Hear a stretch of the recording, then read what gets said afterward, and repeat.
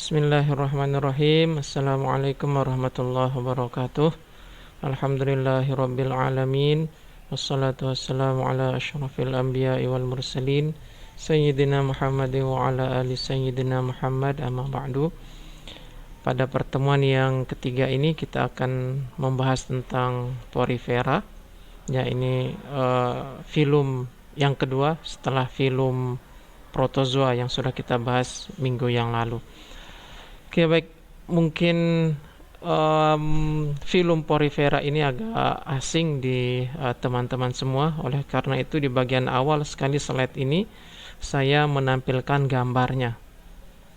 Ini adalah hewan, ya, hewan pada umumnya, namun dia tidak bergerak aktif, dia tidak memiliki kaki, tidak memiliki tangan, dan dia stay atau diam di substrat.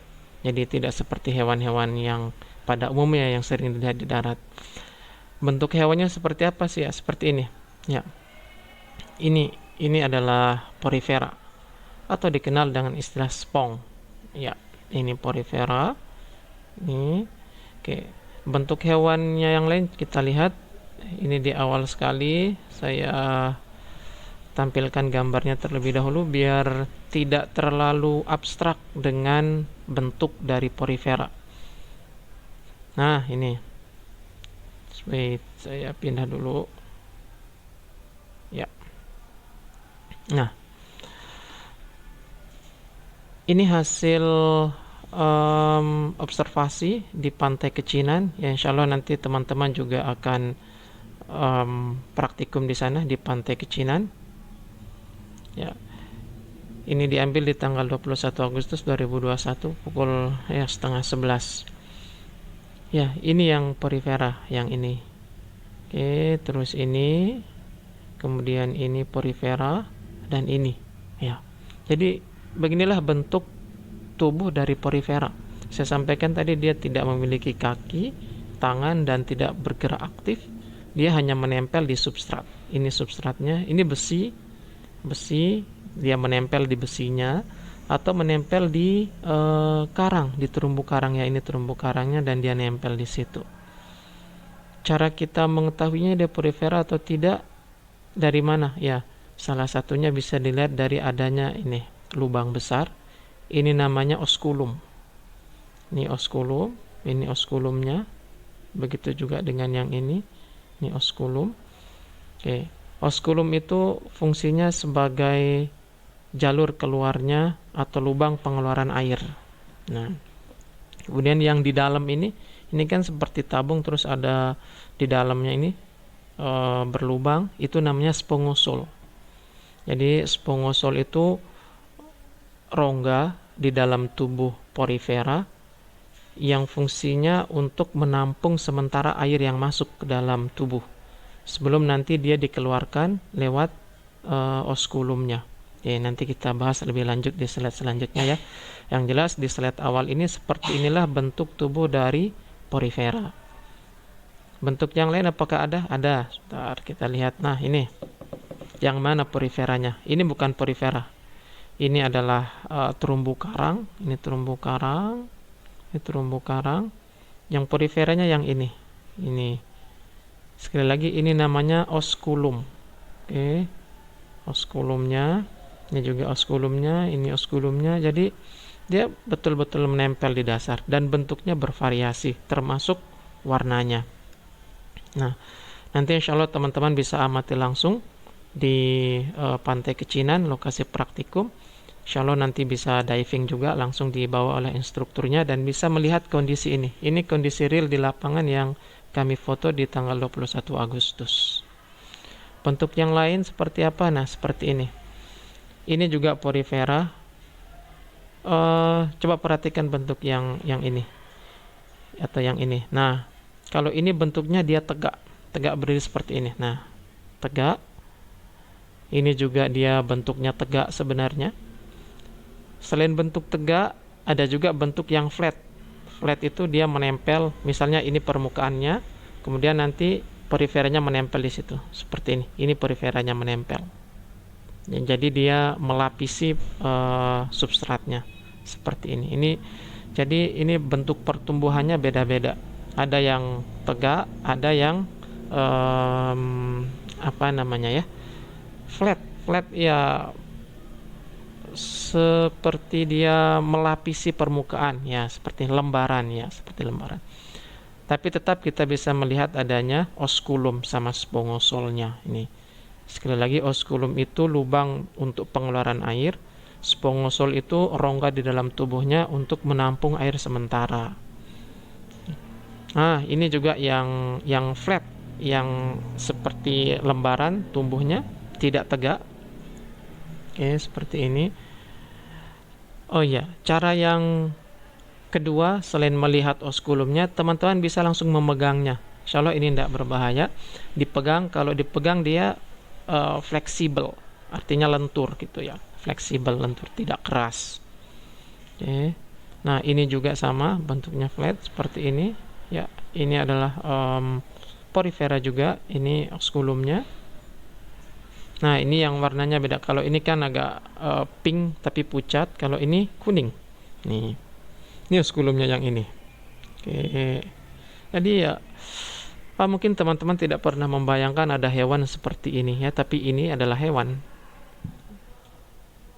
Nah, ini lebih jelas. Ini adalah osculum, lubang pengeluaran airnya, dan ada spongosolnya. Ya. Nah, seperti inilah bentuk morfologi dari porifera. Mengapa saya tampilkan di awal? Ya, karena biasanya teman-teman bingung atau salah mengartikan porifera itu dia adalah hewan yang bergerak. Enggak, dia hewan yang stay atau diam di tempat. Baik, kita bahas lebih detail ya, lebih detail tentang karakteristik dari porifera ini. Pertama, porifera multicellular animal. Jadi dia hewan multiseluler, artinya dia sudah terdiri atas lebih dari satu sel, banyak sel. Beda dengan protozoa yang kita bahas pekan yang lalu, zooplankton. Oke, beda dengan protozoa.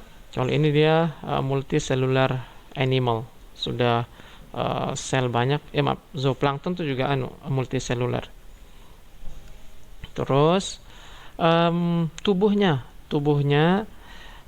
terdiri atas pori atau namanya ostia yang ini. Oke. Kalau satu namanya ostium, kalau banyak ostia. Oke. Jadi porifera diambil dari kata ini, pores, adanya pori di seluruh tubuhnya, makanya dia kenal hewan berfori. Terus ada kanalnya. Oke, ini kanalnya. Terus dia memiliki chamber. Nah, chamber ini yang disebut dengan nama spongosol tadi, yang ini ya. Ini chambernya. Kemudian ini osculumnya. Oke, ini osculumnya. Ini ada spongosol tulisannya ya. Kemudian dia masih hewan yang sangat sederhana karena tidak ada organ, apalagi jaringan. Nah, dia tidak memiliki organ dan jaringan seperti hewan tingkat tinggi, sehingga dia tidak memiliki sistem pencernaan yang kompleks, tidak juga memiliki sistem pernafasan, tidak juga memiliki sistem ekskresi dan sistem-sistem organ yang lain. Jadi dia tetap bisa melakukan pencernaan, tetap bisa melakukan ekskresi, tetap bisa melakukan reproduksi, tapi bukan menggunakan organ. Bagaimana caranya? Caranya dengan menggunakan sel tubuhnya. Jadi kan dia banyak sel. Nah, sebagian sel tubuh itu dia berfungsi sebagai pencernaan, sebagian berfungsi sebagai sistem reproduksi. Beda dengan hewan tingkat tinggi ya. Kita ambil contoh lah, misalnya udang atau krustase. Dia kan memiliki sistem pencernaan khusus, ada ususnya, ada mulutnya, ada anusnya. Kalau yang porifera enggak. Jadi hanya beberapa sel yang berperan untuk mencerna. Nanti kita lihat lebih lanjut. Itu cirinya. Kemudian sistem rangka atau sistem skeletnya. Jadi sistem skeletnya dia tersusun atas beberapa komposisi bahan. Yang pertama dia tersusun atas silika. Ini silika. Oke, silika terus ada apa? Cabang-cabangnya, ada yang cabang 6 ini, 6. Ada juga yang cabang 4. Nah, nanti jumlah cabang itu menentukan kelasnya. Menentukan kelas dari porifera. Cuman ini bisa dilihat dengan mikroskop, tidak bisa makroskopik ya. Nah, ada bahan penyusun yang kedua yaitu namanya spongin. Kalau spongin ini kombinasi dari kalkarya yang ini dengan atau silika dengan kolagen. Jadi dia lebih fleksibel kalau dipegang. Kalau yang calcareous ini dia jenis skelet yang ketiga. Yang pertama ini skelet atau sistem rangkanya tersusun atas bahan silika. Yang kedua dia tersusun atas spongin. Dan yang ketiga dia tersusun atas kalkarya atau kalsium karbonat. Nah, kalau tersusun atas kalsium karbonat, dia ini lebih keras dibandingkan spongin dengan silikanya. Oke. Jadi saya ulang,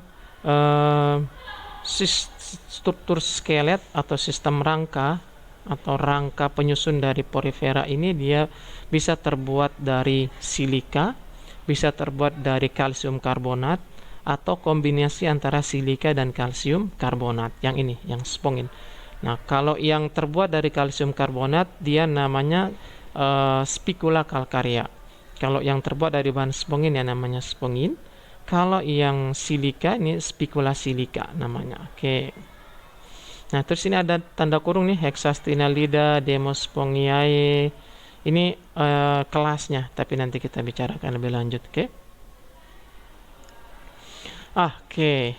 Karakteristik selanjutnya dia all aquatic, mostly marine. Jadi dia sebagian besar di laut dan semuanya aquatic, hewan air. 15.000 spong spesies itu ditemukan di laut, dan beberapa yang ada di brackish water itu air payau, dan beberapa juga ada di air tawar. Tapi sebagian besar dia di laut. Karakteristik selanjutnya adalah radial simetri, atau dia tidak memiliki simetri tubuh. Ingat ya, simetri radial dan simetri bilateral sudah saya jelaskan di pertemuan pertama. Silakan diulang lagi. Kemudian dia sessil di dasar dan attached to substratum, dan dia menempel di substrat ya, seperti yang kita lihat gambarnya tadi. Sistem reproduksinya bisa menggunakan aseksual dan bisa juga dengan seksual. Next. Tadi di awal saya menunjukkan gambar osculum ini ya. Osculum, terus ada spongosol yang fungsinya untuk menampung air. The first question is, untuk apa air itu masuk ke dalam tubuh spong? Itu yang pertanyaan yang paling dasar. Untuk apa air itu masuk ke dalam spong? Dan apakah ada saluran khususnya di dalam tubuh spong? Yang pertama, untuk apa air itu masuk ke dalam tubuh spong? Supaya spong bisa mengambil makanan dari dalam air. Terus apakah dia memiliki saluran khusus? Iya, dia memiliki saluran khusus. Dan masing-masing spesies itu memiliki saluran air yang berbeda-beda. Kita bahas satu-satu dulu. Sebentar, ini nanti saya kembali ke sini. Jenis saluran airnya dulu. Jenis saluran airnya. Nah, nih. Jenis saluran airnya ada namanya askonoid. Ini tipe yang pertama, askonoid. Tipe yang kedua, sikonoid. Dan tipe yang ketiga, leukonoid. Which one is the more complex? Ini yang paling kompleks. Ini adalah tipe saluran air yang paling kompleks, leukonoid. Cuman kita bahas satu-satu dulu. Askonoid ini tipe saluran air yang paling sederhana atau sistem kanal yang paling sederhana, di mana air masuk lewat ostium, lewat porinya, kemudian menuju spongosol. Nah, ini chambernya. Nah, di spongosol inilah nanti makanan akan diambil oleh spong. Makanan akan diambil oleh porifera. Bagaimana mekanismenya nanti saya jelaskan. Kemudian setelah diambil barulah air keluar. Oke, like that. Seperti inilah secara umum. Ini askonoid sangat simpel. Jadi satu arah. Masuk ostium ke spongosol, diambil makanan, keluar lewat oskulum. Bagaimana dengan tipe saluran yang kedua? Oke. Ini lebih kompleks sedikit. Jadi ini spongosolnya, bedanya spongosolnya lebih luas. Yang pertama itu. Bedanya dengan askonoid tadi. Spongosolnya lebih luas. Beda yang kedua, spongosolnya melipat keluar seperti ini. Ini dinding tubuhnya, kemudian dia melipat keluar seperti ini. Oke. Melipat seperti ini. Bisa teman-teman bayangkan kira-kira mana yang lebih banyak makanan yang bisa terambil, yang model seperti ini atau model yang seperti ini? Ya jelas jawabannya adalah yang ini. Mengapa? Karena lebih banyak chambernya, lebih banyak spongosol, dan lebih banyak air yang masuk. Oke. Mekanismenya sama, air masuk lewat porinya, namanya prosopil, lewat pori masuk ke spongosol, ini diambil kemudian makanannya dan air keluar lewat oskulumnya, like this. And the last one is leukonoid. Oke, ini sistem kanal yang terakhir namanya leukonoid, and this is the most complex canal system in porifera. Ini adalah sistem kanal yang paling kompleks di porifera. Kompleksnya bagaimana? Oke, bisa dilihat di gambar. Nih. Jadi spongosolnya membagi diri menjadi yang lebih kecil-kecil, sehingga itu menyebabkan spongosolnya atau chambernya menjadi lebih banyak dan air yang terserap menjadi lebih banyak, sehingga makanan yang diambil itu lebih efektif seperti ini. Oke. Ini spongosolnya membagi diri seperti ini, jadi banyak chamber gitu. Banyak chamber. Kemudian airnya masuk sama sini, kemudian nanti dikeluarkan lewat oskulum. Jadi lebih banyak surface area atau permukaan atau ruang untuk menyerap airnya jadi lebih banyak. Oke. Kita lanjut, bagaimana caranya spong untuk mengambil makanan? That's a good question. Kita lihat. Oke, yang ini mulainya dari sini. Dari sini mulainya asal muasalnya. Nah, ada 4 jenis sel di dalam tubuh spong. Pertama pinakosit, kedua kuanosit, ketiga arkeosit, dan keempat kolensit. Oke. Nah, yang berfungsi untuk mengambil makanan dan mencernanya itu yang kedua dan ketiga, kuanosit dan arkeosit. Kita lihat yang kuanosit. Oke. Nah, ini kuanosit. Atau nama lahirnya ini adalah, nama lainnya adalah sel leher. Oke, sel leher bentuknya ya seperti balon ini ya, balon lampu. Kemudian ada ini, ada jalinan-jalinan seperti apa ini ya? Oke, kalau bahasa Sasak apa jalinan bambu-bambu itu? Jalinan bambu seperti apa? Saya lupa bahasa Sasak saya sendiri nih. Baka, oke, baka ya, atau jalinan bambu ya. Ini, oke, kita lihat, ini ada flagelanya. Oke, ini flagela. Nanti kita lihat fungsinya satu-satu. Jadi ada panah warna biru dan ada panah warna pink. Yang warna biru ini air mengalir, maksudnya aliran air. Yang warna biru ini movement of food particles, pergerakan partikel makanan. Nah, jadi begini. Nah, dari sini deh biar lebih jelas. Oke, ini posisinya seperti ini di dalam tubuh spong. Jadi air masuk, oke, masuk ke sini. Nah, nanti air akan berputar di sini, oke. Sorry, partikel makanannya, maaf. Yang airnya dari sini. Nah, ini kan airnya masuk sini. Sini. Nah, dia akan melewati ini, melewati apa namanya, sel leher ini, sel kuanosit, dan dengan adanya pergerakan dari flagela, partikel-partikel makanan ini akan ditangkap oleh sel-sel mukus. Oke. Ditangkap oleh sel-sel mukus. Ini sel-sel mukusnya ada di sini, di sel lehernya ini. Ditangkap, kemudian makanan yang sudah tertangkap ini kemudian dibawa ke arkeosit, ke sini, ke sel ini. Nah, arkeositlah yang mencernanya. Oke, seperti itu. Jadi air masuk, kemudian partikel makanan diambil dengan bantuan mukus yang dihasilkan oleh sel leher ini atau kuanosit. Kemudian partikel makanan yang tertangkap diberikan ke arkeosit untuk dicerna. Oke, like this. Mudah-mudahan bisa dimengerti ya. Amin. Arkeosit, oke.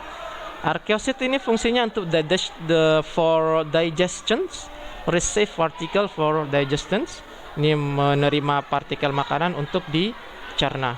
Oke, sangat ribet sekali ini. Bentar. Ada juga fungsi-fungsi yang lain seperti fagositosis, terus ya diferensiasi sel. Bentar lagi. Oke, dia bisa menjadi spongosit atau mensekresikan spongin dan mensekresikan bahan-bahan rangkanya seperti spongin, kalkaria atau silika. Oke. And then apalagi ini yang perlu saya jelaskan? Ini sudah. Ini the classification of phylum Porifera.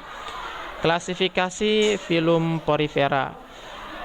As I mentioned previously, seperti yang saya sebutkan sebelumnya bahwa klasifikasi dari Porifera itu atau pembagian kelasnya itu didasarkan pada jenis spikulanya, jenis rangka penyusunnya, dan komposisi kimia penyusun spikulanya. Okay. Traditionally have been assigned to 3 classes. Jadi dia bisa dibagi menjadi 3 kelas. Yang pertama ini adalah kalkaria, kelas kalkaria. Yang kedua hexastinellida, dan yang ketiga adalah kelas Demospongiae. Kalau yang kelas kalkaria ini spikulanya tersusun atas kalsium karbonat. Ingat, dia dibagi berdasarkan jenis penyusun spikulanya. Kalau ini kalsium karbonat. Kalau yang Demospongiae, spikulanya tersusun atas spongin. Kalau yang hexastinellida, spikulanya tersusun atas silika. Oke. Itu ya secara umum. Ini penjelasan lebih detailnya, tapi sudah saya sampaikan tadi. Intinya itu. Oke, ini the last materials. Reproduksinya bisa aseksual dan bisa seksual. Kalau yang aseksual dengan cara fragmentasi, atau dia fragmentasi itu pemotongan bagian tubuh, kemudian nanti dia tumbuh kembali menjadi spong yang baru. Yang kedua dengan cara pertunasan. Oke, bisa juga dia tumbuh dengan cara pertunasan. Nah, reproduksi seksualnya ya dia menggunakan sperma dan sel telur. Nah, dia ini adalah monoecious. Monoecious, hewan yang monoecious artinya satu hewan memiliki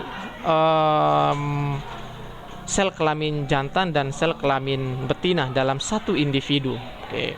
Dia bisa dengan menggunakan vivipar atau bisa dengan ovipar. Oke. Kalau vivipar nanti sperma dilepaskan ke air, kemudian nanti dia masuk ke spong atau porifera yang lain, kemudian terjadi pembuahan di dalam. Oke. Kemudian kalau yang ovipar bisa juga dengan ovipar, ini sperma dan oosit atau sel telurnya dilepaskan keluar, kemudian nanti pembuahannya di luar dan berkembang menjadi larva yang namanya parenkimula. Ya, ini materi tentang porifera, mudah-mudahan bisa dipahami ya teman-teman. Kalau ada yang belum dipahami silakan langsung nanti kita diskusikan. Oke, assalamualaikum warahmatullahi wabarakatuh.